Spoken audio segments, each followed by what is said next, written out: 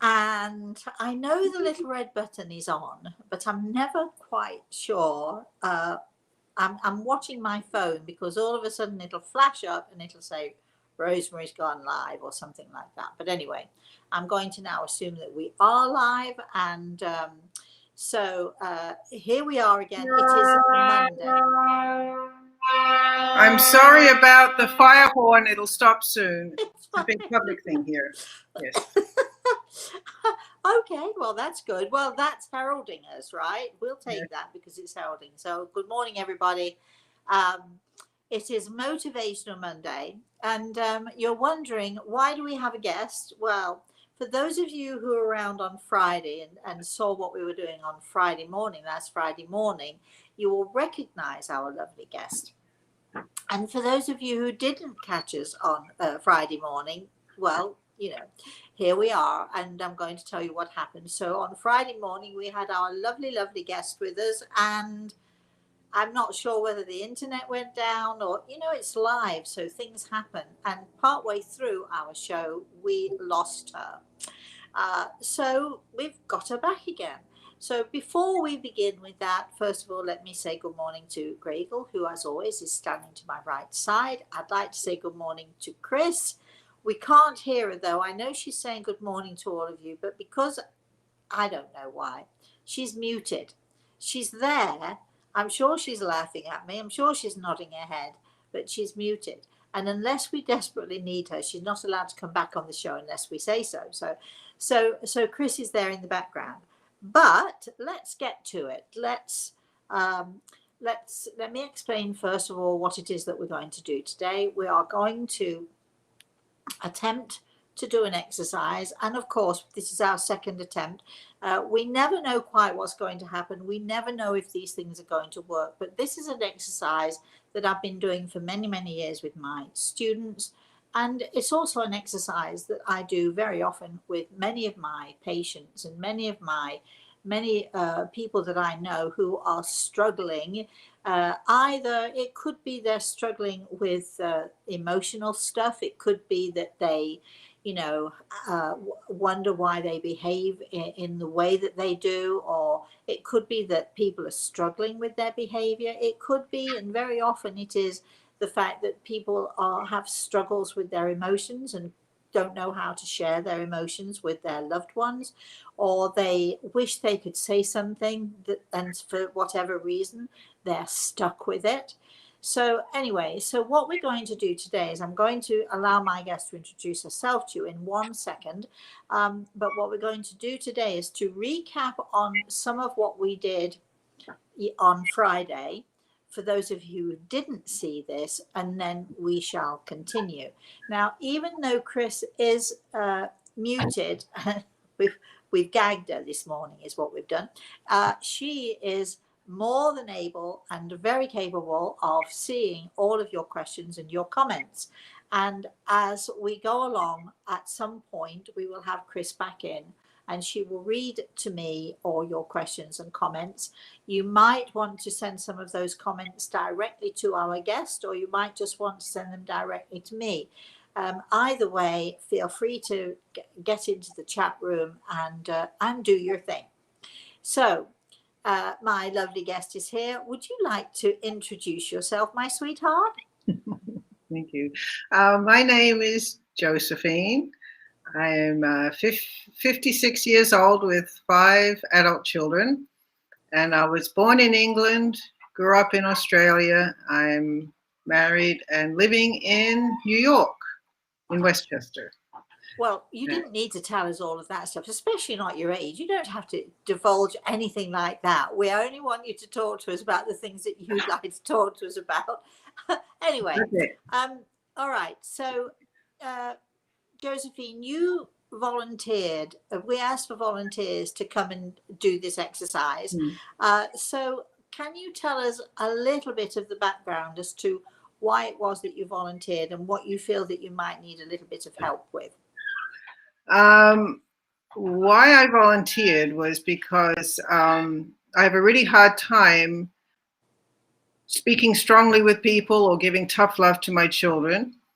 And I got the understanding from one of your events that it probably started with my stuttering. I stuttered all through high school, and I realize now that's when it started. I thought it was my whole childhood. And it was only when I was in my 20s that someone told me to pretend I was singing when I spoke. And by doing that, I found a way to release some of the tension when I talk so that I can actually talk without stuttering. But it was like in school when the teacher would ask for people to tell their names as they went around the circle, I'd get terrified. And when my time came, I'd go, duh, duh, duh, duh, duh.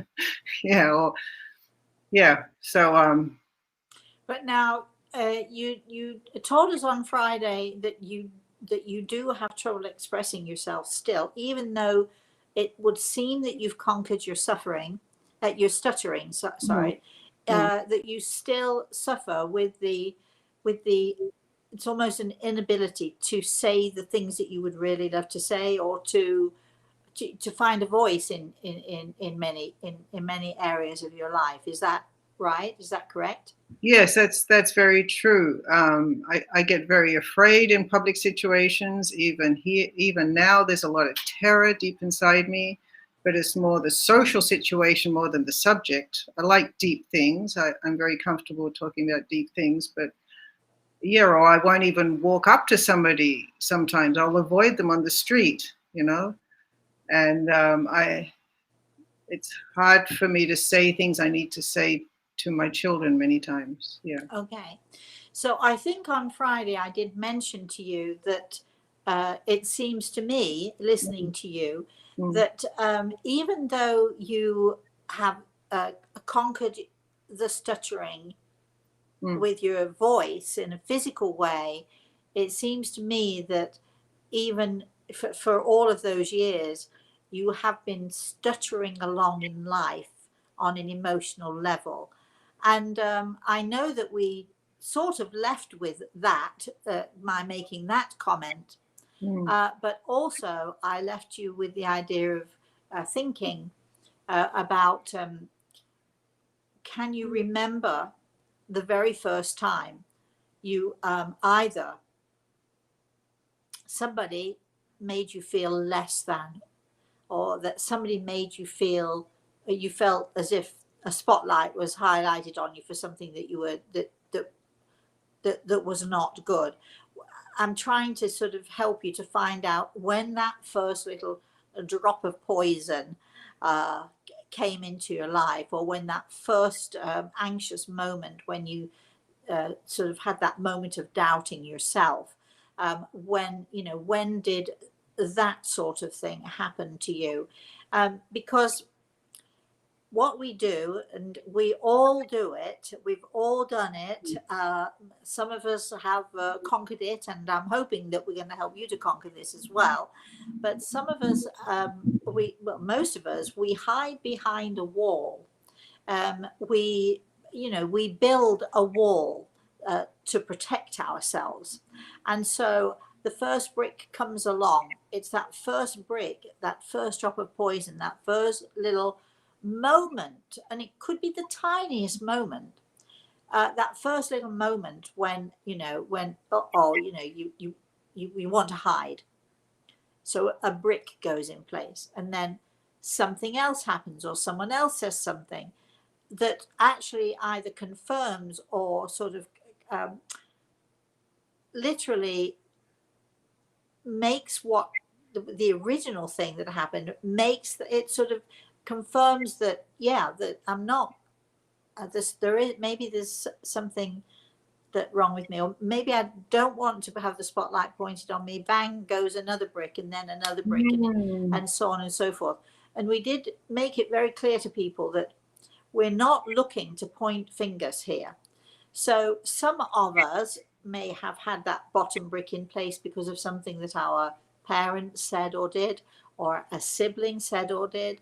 Sometimes it comes from a teacher. Sometimes it comes from the oddest place. You might think it comes from a good friend who says something that because you are a sensitive person, and Josephine, obviously you are a very sensitive person, and because you're very sensitive, that friend might not have meant what they said, but nevertheless, it's sort of something that is sort of, it's like this little worm that sort of burrows its way in and makes you feel less, and another brick goes up and we start to build a wall around ourselves.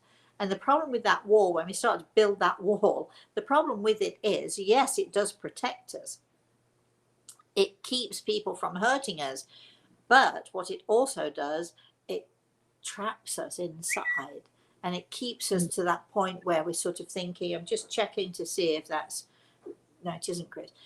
So it keeps, it almost protects us in a way. However, it traps us. And like trapped animals, sometimes when we react to people, we act aggressively, or we act in a way that we really wish we didn't act, because we're trapped.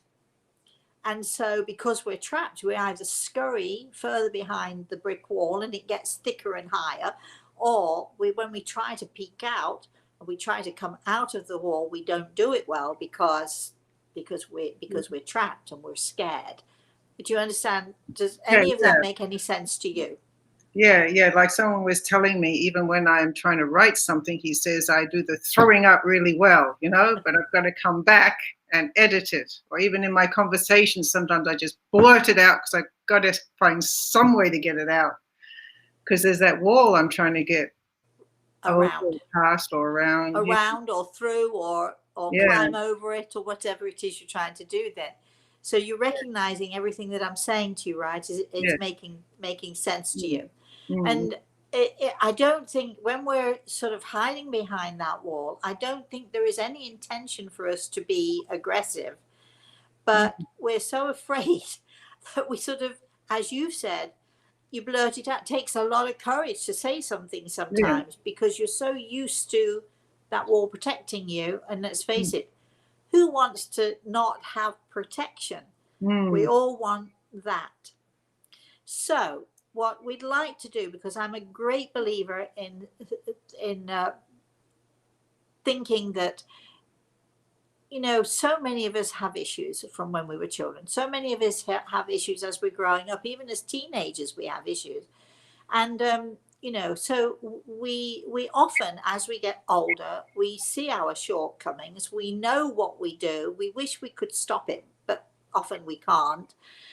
So what we do is we do exercises, we say mantras, we do all sorts of things. We read a lot. We try to develop ourselves in the way that we want to be. However, I'm a great believer in that if you don't find the root of the problem, if you can't find that first little seed or that first little drop of poison that started this off, whatever else you're doing is a bit like sticking a band-aid on, because it works for so long and you feel good for so long and you feel confidence for so long, but that band-aid is inevitably going to peel off at some point.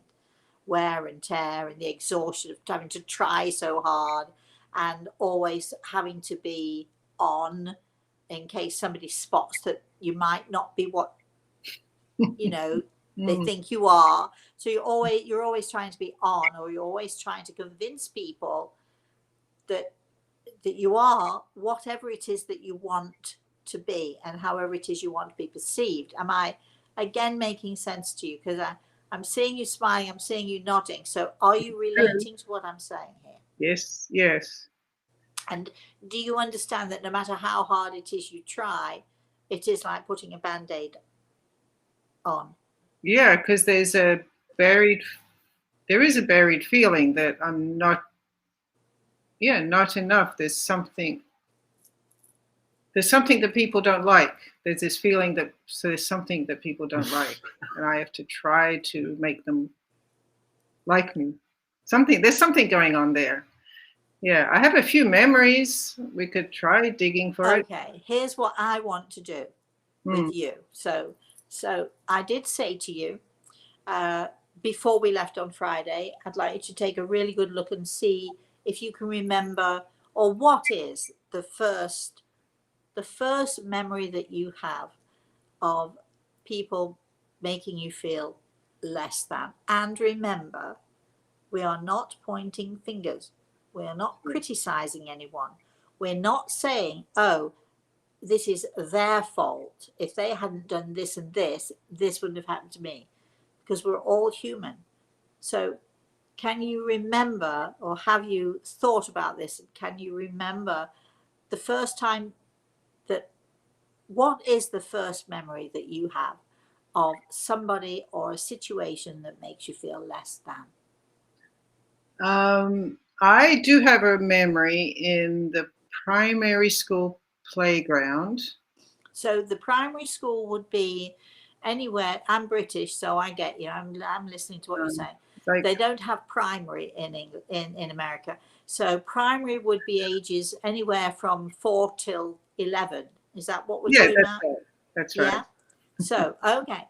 So can you roughly tell me, to 4 to 11 is quite a stretch. So yes, not 4. It was 5, 6, 7, 8, 9, 10, 11, more in that area. So between 9, 10, and 11 years old, you have a memory. Can you share that memory with us? Okay, I have a few. One, I'm in the playground, and I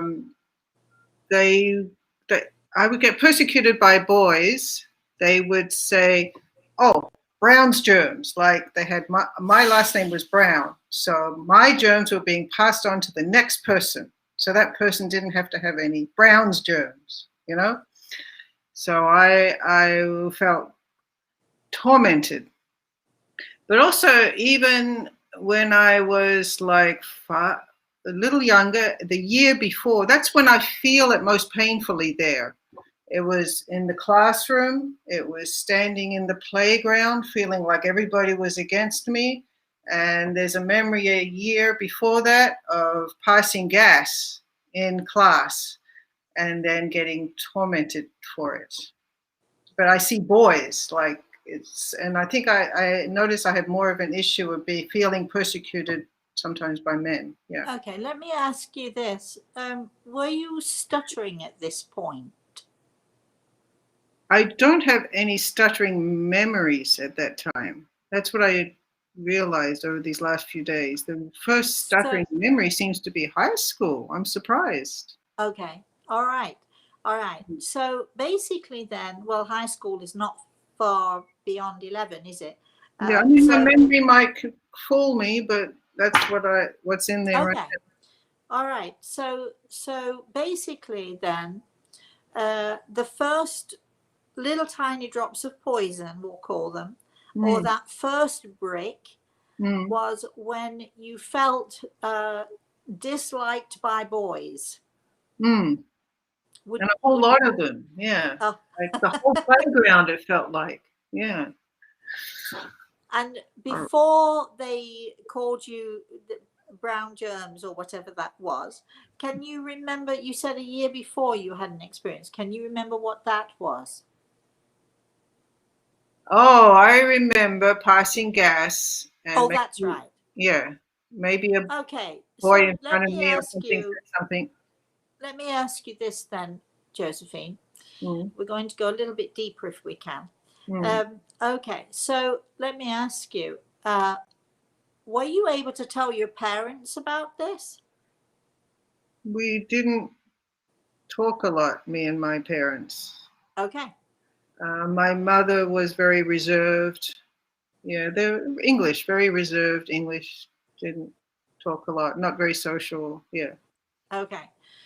So very much like me then, I could never go home and tell my parents anything that happened at school, right? But I know why I could never go and tell my parents. So did you feel that you could never share this with your parents? Yeah, I don't think it even occurred to me that it might help. I also remember staying home from school and hiding in the backyard several days in a row. And I'm wondering, why did I do that? Was that to avoid school, do you think? Yeah. To avoid confrontation? Probably to avoid the people. Not the schoolwork. I never had trouble with the schoolwork. Okay.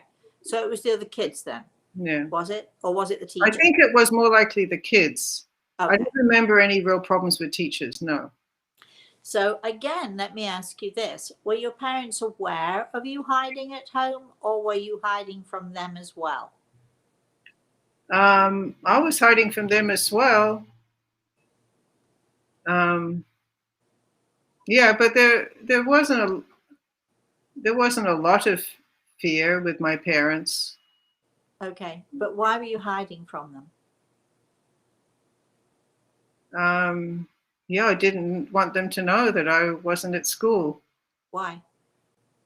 Why? I don't know. Well, I'm asking you to think about it.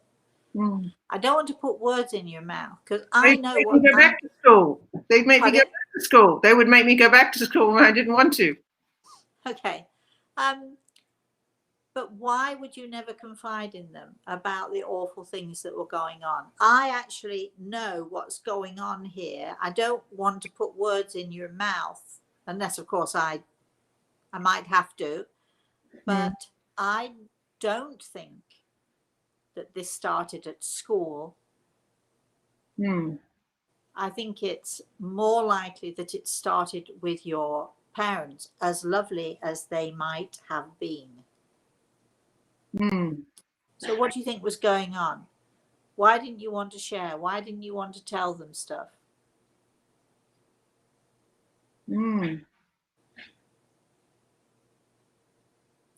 Let me ask you about your daddy, right? Okay.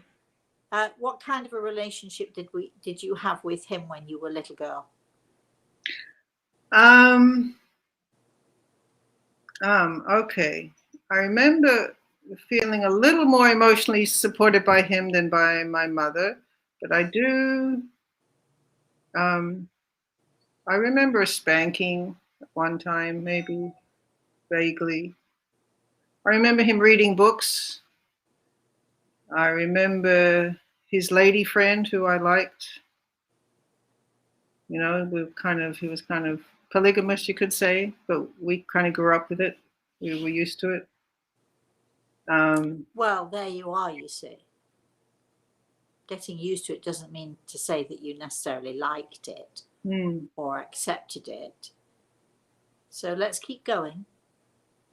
Yeah. Yeah, she was easier to talk to than my mother was. My mother was hard to talk to. Right. My mother confessed to having some difficulty with me ever since I was dressed in the wrong clothes when her parents-in-law brought me to see my baby brother. But I have no memory of it. Okay. You've no conscious memory. Conscious memory. Yes. You've no conscious memory of it. No. But imagine as a little girl, you were dressed in the wrong clothes and you were made to feel awkward, or you were made to feel shy, or you were made to feel maybe a little less. How does that sound to you? Yeah, very possible. And also, how about liking the girlfriend better than the mother? How did that make you feel? How did that make me feel? Yeah. Did you have any issues? Was there any guilt? Was there any, did you ever feel guilty for liking the girlfriend more than the mother? Did you ever try to not talk to your mother about the girlfriend? What was going on there? Oh, well, my mother is not the talkative type. Very reserved. We're not talking about your mother. We're talking about you. So, what were your feelings? Okay, what is my feelings? Okay. What did I feel? Well, she was easier to talk to. Maybe. The girlfriend. Yeah, the girlfriend. I felt sorry for my mother that she was left at home with the baby, and I wondered how she felt. When you were a little girl, did you feel sad about what was going on? Yeah, I think there was some sadness, sadness for my mother. Okay. There So wasn't sadness let's okay. It's okay. So let's look at it there. sort of a little bit objectively for a minute here. Here we've got your dad, who is much more supportive of you, and Little bit more obvious. supportive. Pardon? Little bit more supportive, yeah. And so there had to have been a need for the child to please him, or to want to please him. Mm. We've got the girlfriend who is sort of, well, you know, we're not going to judge why she was the girlfriend, because this is not about judging. We could make her the evil witch, couldn't we? But we're not going to do that, because we're not looking at the relationship between your father and you and his girlfriend and his wife. We're looking at your response and what it was like for you in the midst of a father you knew was doing wrong. I don't know how much I knew it was wrong. By his wife, right? So a father who had a girlfriend and a wife, you already said you felt sorry for your mother because she was left home with the baby. So you did know on some level that that wasn't right. Yeah. And then you have a mother who was not able to communicate well, and was very quiet and reserved, and also putting up with all of this. And you are the child right in the middle of this situation. So think about the child that you were. How easy would it be for the child to ever be able to express what she was feeling? How easy was it for the child to just pretend to accept there's nothing wrong with this situation, it is what it is? How easy is it for the child to just hide behind the wall? Much easier to hide behind a wall, yeah. Pardon? Much easier to hide behind a wall, yeah. It was very... So the wall that first brick might well be the relationship between these three people. And rather than facing it or looking at it, because you're only a little girl after all, better to put a brick in place, right? Better to hide your eyes. Better to pretend there's nothing going on here. Better to just go day by day. If you, as a child, had really looked at it, you might have really hated your father. You don't want to do that because he's the one who supports you. You certainly don't want to hate the girlfriend because she's nice to you and you can talk to her. And your mother, well, you know, hey, it's much easier to think, well, she's quiet, she's not really affected, she's not bothered by it at all. So, you know, so aren't you the one stuck in the middle of all of this? And weren't you the one stuck in all the middle of this as you got older and older? Yeah. And then going to school, you're already hiding now. You already feel less because you can't fix it. You don't know how to fix it. You don't want to face the fact that there is an issue at all. So you're already hiding. And now along come these really mean kids. And where can you go to tell anybody? Because the situation at home is so confusing to the child. Where can you go?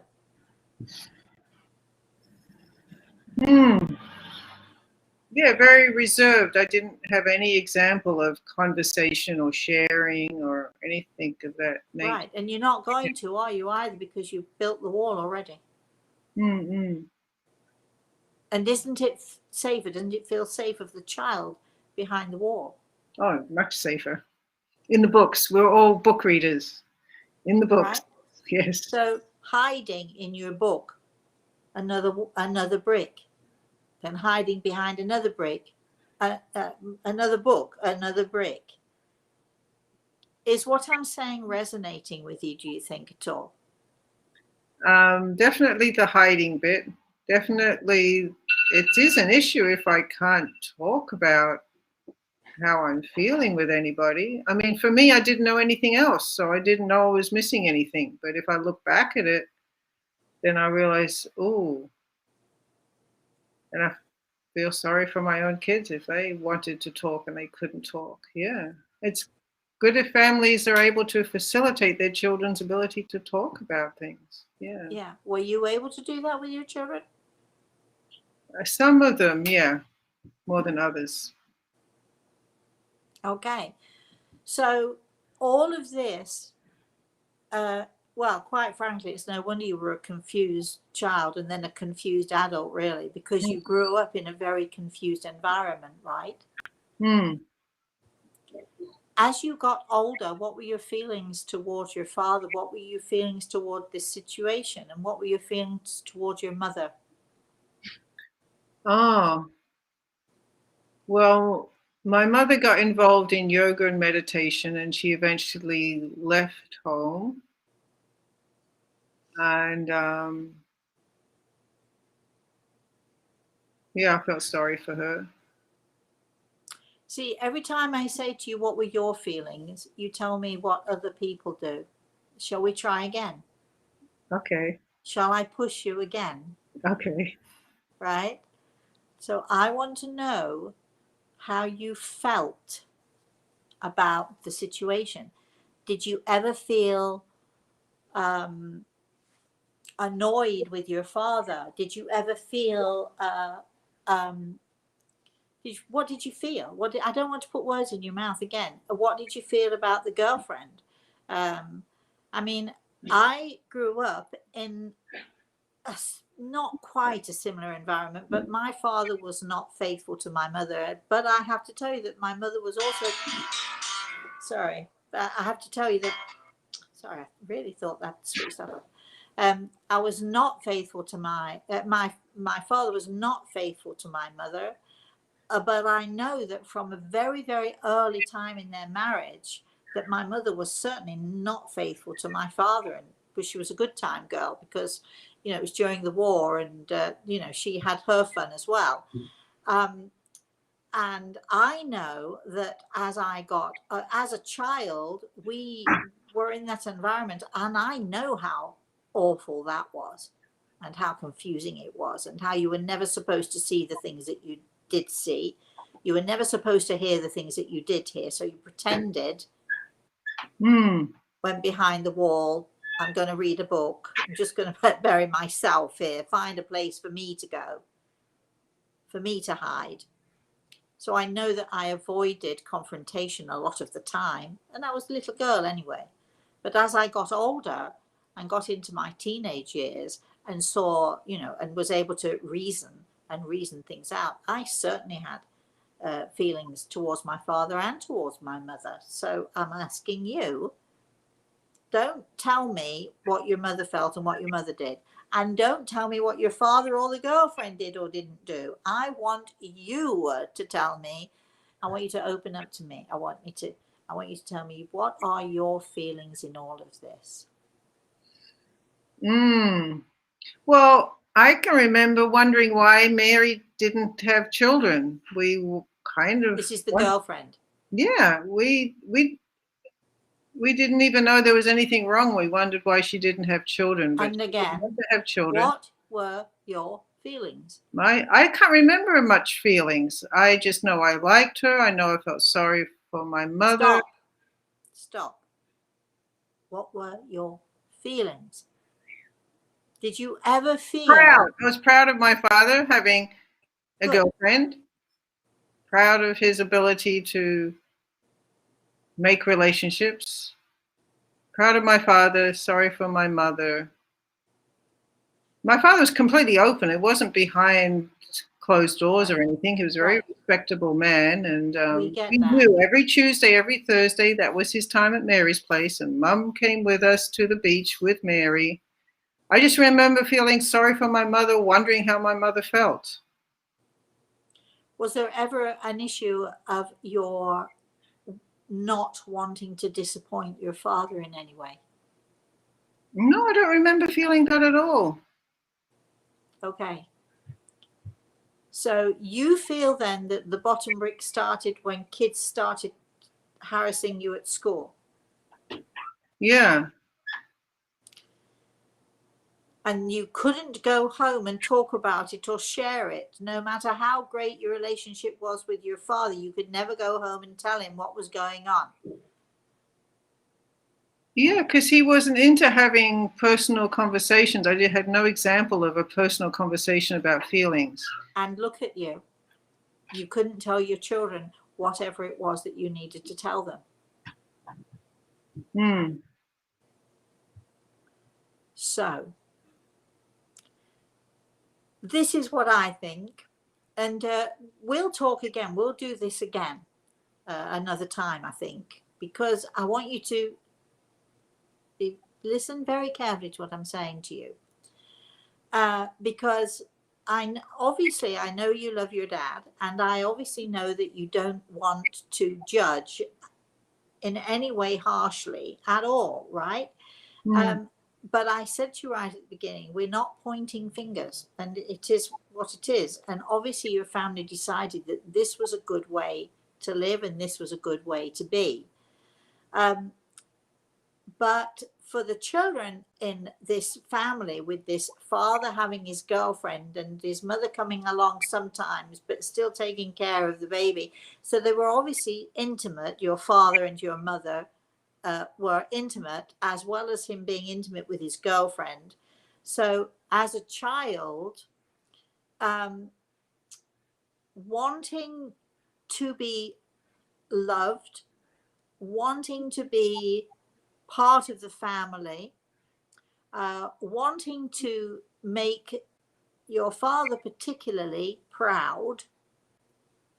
I can remember wanting my mother's love and knowing it wasn't there and saying, "Oh, the imaginary boy at school loves me." Okay. And ever since then, I've always needed that person. Oh, my heart connects with this guy, with that guy. There's somebody at a distance, Good. Now we're getting somewhere. If only we had another 2 hours to do this. Well, now we're getting somewhere.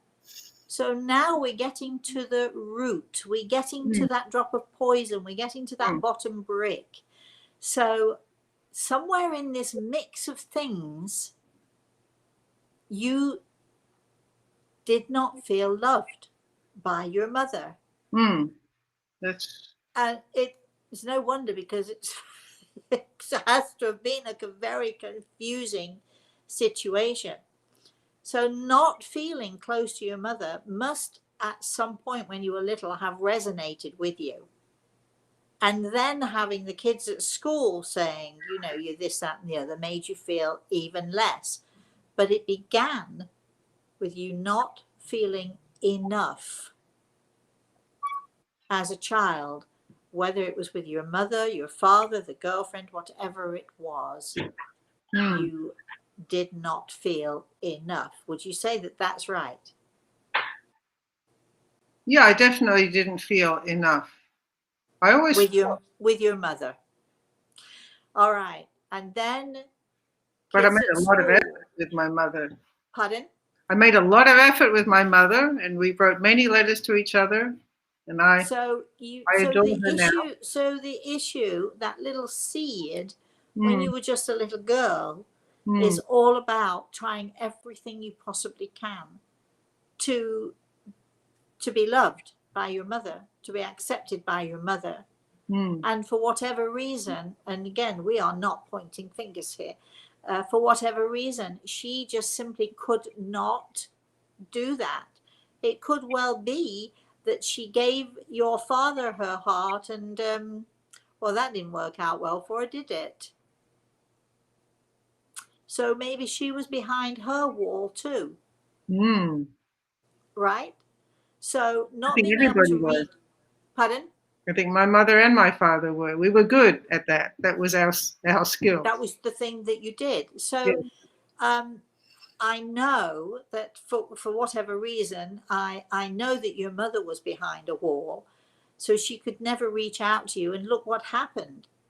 As you got, your children grew up, you're still behind the wall that you built, Mm. never being able to reach out. So, you've learned not by what your parents said to you, but by what they did, by the actions that they had. So it's very clear to me that you grew up in an environment where you needed that wall to protect yourself. So I don't think it started at school Mm. with the kids at school. I think it started, from a very, very early age, much younger age, dealing with the situation with your parents. Now, does that resonate clearly with you? Would you say that that's right? I believe so. Yes. Yes. Okay. So now what are we going to do about it then? Get in touch with the feelings and discharge them and see what comes up. That's what I learned. Discharge them. What I think you need to do is to think about this carefully. Think about what we've talked about, and think about the examples that you were given as a child. You have been also giving those examples to your own children. Mm. So when you think about it, I don't think that this is the example you want to give to your kids, is it? No. No. So what is the next step, do you think? What would you suggest somebody else would do in this circumstance? Wow. I don't know. All I can think of is thinking of those feelings of not being able to talk and do what I was trained to do many years ago, discharge them and see what else comes up and see what new response I can create to that situation. Okay. Getting You far tell too me if you have another complicated for one. me. Far too complicated for me and far too wooey for me. So You tell let's me. feet on the ground. This is my suggestion to Okay. you. I'm keeping my fingers crossed that you're going to follow it, and maybe you'd like to come back and visit us in a few weeks and tell us how you got on. Okay. I'd love to. Okay. So you could not go back and tell your parents what was going on with you. Likewise, your children, probably because you were behind your wall and giving them that example, they probably have difficulty, even now today, they probably have difficulty being able to, as you call it, discharge. I'm talking about a conversation here. They have difficulty expressing how they feel to you.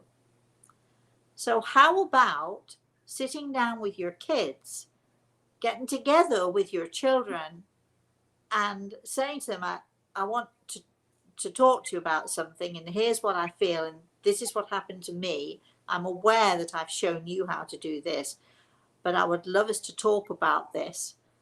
I want you to tell me how you're feeling, how you felt when you were kids. Don't worry about it hurting me. It will hurt you. But I want you to just learn. I want to learn with you how we can all be together as a family and talk about stuff. Because I don't want you at my age to be still behind your brick wall. Because I've learned that all standing behind a brick wall does for us is just builds a cage. And I would hate to think that you were behind a cage. So practice on me. Tell me how you're feeling. Have a conversation with them and tell them what you just told us. If you want Okay. to, let them listen to this and Okay. then have a conversation with them. But what we have to do here is we have to help you to understand that the wall is, even as we're talking, it is coming down because we're not letting it stand any longer. I don't want you to think that I've disparaged your parents, because I haven't. But boy, oh boy, when you say to me, you were hurt by kids calling you names, I know that that's not true. I know that this stems from a situation at home. You were taught that it was necessary to hide. And that's what you did. And that's what you've been doing ever since. But now we know it's actually not necessary to hide at all. As a child, you couldn't do anything. You couldn't you couldn't do anything to change it as a child. But boy, oh boy, you could do a lot to change it as an adult. And the first thing you need to do is to connect with those people you find difficulty communicating with and say, can we talk about this? Help me so that I can help you. That's what I say to my children. Yes. Mm. Help me so that I can help you. Because let's face it, you don't really want your kids to grow up with this, do you? Now, in you, it showed in, you know, the anxiousness and the stress of hiding behind the wall showed itself in stuttering. But we've already discovered you're still stuttering, right? You're not anymore. No more. You're going to stop that stuttering. You're going to open up to your children. Oh gosh, that's the worst thing, isn't it? It's the toughest thing to do. But it's the only thing that will rip off the Band-Aid and create the healing within you. Because as much as they, you know, sort of probably could not express themselves, and as much as they know you could not express yourself, they love you. And you love them, I know. And so coming together is a healing process. And it will teach you that no matter what, you never hide behind that wall again. No matter how painful life is for you, you do not hide behind that wall again. Because it doesn't protect you from pain. It just makes it worse. It compounds the pain. Because then you're all by yourself and you're all alone. You've got no one to share with. Once you share with your kids, if you can get them to be open with you and you are open with them, you'll discover that they actually don't dislike you as much as you sometimes fear that they do. Okay, good. They'll see you as human, right? And we're all human and we all have our faults and failings. And when that starts to happen and healing takes place, Josephine, you'll realize that if some people in life don't like you, too bad. We want you to like yourself. And we want you to help your children. And we want to get you into that good family situation that I know that you can get into. So the healing has begun here, right? Okay. Now you have to go forward and brave knocking the wall down. The bottom brick is already loose. It's done. It's the end. You can't keep that bottom brick in place because I just knocked it down. Okay, good. All right. So now it's up to you to, you know, talk to your children. Let them listen to this if you want to. And, you know, and just let yourself live. So we need to talk about difficult experiences at school. Is that what we're going to focus on? No, you're going to talk to them about whatever it is they want to talk to you about. Don't decide what's going to happen. You can't plan it. Because some of them planning it means you're protecting yourself. You're trying to protect yourself by planning, or this is what we need to do. No. There's no plan here. You're going to tell them how you're feeling. You're going to tell them how you felt for many years. You're going to tell them a little bit about, you know, the bottom brick and why you realize that you've been hiding behind a wall for all this long. And then you're going to ask them if they can share with you. And let them say whatever it is they want to say. You don't determine it. Let them say. Oh, so I tell them about me, about my difficulties and hiding behind a wall, and then see. And you know that it's probably affected them greatly. And some of the things I have to tell you probably will hurt, but then it's life. So live with it. Okay. Heal from it and get stronger because of it. All right? So whether you could show them this, and maybe they'll understand better if you let them listen to this, or in your own way, just if you can do that. And then please, you're gonna get back in touch with us, because we all want to know what the outcome's going to be. We don't want to just leave you hanging out there. We're still going to help you. We're still going to try and help you through the stages. But this is about opening up, you opening up and allowing your children to open up for you. Once they see you opening up, you will give them permission to open up as well. Okay? Okay, good. All right. So Chris will be back in touch with you. She'll give you some direction. But I think, Chris, can you come back in? Because I know that we've got lots of comments and we've got lots of people who have joined in here. And I know that a lot of people might want to say something to Josephine. So over to you, my love. Well, so far everyone's been supportive in the chat room, but what's happening is, as they're listening to your line of question, Rosemary, it's drumming up things in their own lives as they're trying to process. Yes. So that's what most of the comments are in the chat room. Right. So do we have any constructive comments for Josephine, or anything that we can help with Josephine? I'm really thrilled that I'm really thrilled for all of you when you're looking at your life, and when you're looking at the situation, and when you're looking at why you're behind the brick wall. And we're going to continue to do this on and off, sort of from time to time. And if anybody out there wants to volunteer to do what Josephine is doing, Josephine, you are so brave, and you are amazing. And we just want to help you to be more amazing than you are. You're saying that I think you've had difficulties with men all of your life. That's another program for another time.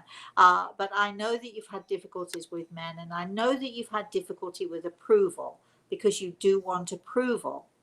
And I think, again, that stems from your childhood, and looking for approval, and wanting your mother's approval, and wanting your mother's love. So you're not going to get approval from the people you want approval from unless they understand where you're coming from. And how can they understand where you're coming from if you're hiding behind the wall? So I don't think you should look for approval. You've certainly got my approval, because, boy, you were very brave. And I do thank you for coming on here and sharing this with everybody. So you've definitely got my approval. I mean, who would want anybody else's? If you've got mine, that should be enough. That's right. But obviously, you're not necessarily looking for your children to approve of you, but you're hoping for them to be able to understand enough that they can, help you through it. And also they can see through your eyes what has been happening to them over the years. Again, it is not about pointing fingers. It is not your fault that you've done this with your kids, because what did you know? This is your learned behavior that then you've put on your children. And boy, we can, every family has it. And a lot of people people are writing in about their situation and their circumstances. So, if anybody out there would like to do this just as you did, Josephine, we certainly will, definitely see if we can help and do more of this for people, because it is, after all, it's a healing process, isn't it? So we're hoping that by listening to you, they'll be motivated to maybe take a good look at themselves. That's what this is about, Motivational Monday, after all. They'll be motivated into taking a look at themselves and trying to see if, by using the same methods that we've just done, and by my interrogating you, I hope I did it gently. I hope I did it kindly, but interrogating you in that way and trying to bring you sort of into focus as to what was really going on, and how very, very difficult it must have been for you as a child, really, because you were in a no-win situation, really. Yeah, I suppose you really did open my mind to the fact that children should be able to share their feelings with their parents. That's something I didn't realize was missing. So that's an eye opener that can help me. This is why I think that to begin the healing process, to hopefully with your children's help, that you should all be able to share your feelings. Look, I'm a touchy-feely person. I tell my child exactly what I think, and I'll tell my grandchild exactly what I think, which is all, it's just all about love, love, love, love, love. Don't be afraid to tell your children that you love them, and don't be afraid to say, I should have said it more. You have no idea how many people in the spirit world I talk to who have regrets upon regrets because they didn't do or they didn't say. I don't want you to be that person who has regrets because you didn't tell your children, you didn't share with your children. And I don't want you to be that person who is unable to heal, because I think you can heal. But I think sharing, and just this is the first step, I think, Also, to really. yeah, after that first little 5 or 10 minute talk I had with you, I did say more to my son and more to my daughter than I usually did. Something opened up and I went forward and said more. So thank you. And how were they? And were they respectful of that? Were they? Excuse me. Were they receptive to that? Yeah, I think so. Okay. Yeah. Well, I want you to know so. Thank you. I want you to take that step towards healing, because that wall will come tumbling down and you'll feel so free and you'll be able to fly, and then there'll be nothing that you can't say to them, and there'll be nothing that they can't say to you. And the relationship between you all should become so healthy and so good, even if it's painful. It should be so healthy and so good, Josephine, that you won't need anybody else's approval. As long as you have theirs, that's all that will matter to you. Yes. Do you have anything else to say to us? We are going to go back to the comments, Chris, again. If you can find anything there for Josephine, that would be great. Josephine, do you want to say anything else before Chris begins? No, I'm fine. I like to give her some time because it's almost 1 o'clock. I don't know how much time you have. Yeah. Not too much longer, I can tell you, but never mind. Keep going, Chris. Elizabetta says, I want to send so much love to her. Her eyes talk. Good luck for everything, Josephine. And this is from Betta from Italy. Oh, thank you, Betta. Thank you. Thank you. Nice, right? Keep going, Chris. Hummingbird says, a suggestion. I would say communication is very key to having a good relationship with family and peers, and bring out your inner child. Forgive yourself for what you don't know. A release time. It will help. Okay, thank you. Thank you. Anything else? Brooks says, Josephine, where there is life, there is hope. No one has put you to death. Fare forward, traveler. Oh, that's nice. Lovely. No one has put you to death. Oh, wow. It's a little, wow. Okay. Julia says, thank you, Josephine. I think you are so brave. Julie says, it's so relatable. Thank you so much for volunteering, Josephine. You're amazingly brave. A real gift to others. Thank you for inspiring and sharing. Oh, good. Thank you. You're so sweet. You're all so sweet. Anything else, Chris? A couple more. Chris says, great job, Josephine. I can relate. Brooks also said, this interview has been most eye-opening, and I wish Josephine only the brightest of blessings in sorting this out and going on to be the best you. And Amy says, thank you for your bravery. There you are. You see, we've got so many supporters, so many people supporting you, Josephine, and you were very brave to sort of face me, really, because I'm never one to let anyone get away with anything. So, you may have found it a little bit tough when I went back to talking about your parents thank you very much for sharing that with us, because that, that's sort of was very insightful. Of course, when you were telling me this happened at school, that I knew that it didn't. Well, I hope you do, because I have Grey Eagle standing right here. And when you're saying this to me, and it's not about you, it's not about you deliberately, saying that. It's on a conscious level. I really do think that that's what you thought at the time. I'm hoping now that you're going to be a little bit more enlightened.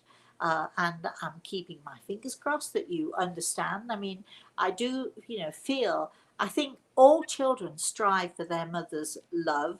And when we don't get it, I didn't get it from my mother. So I do relate to you, my darling.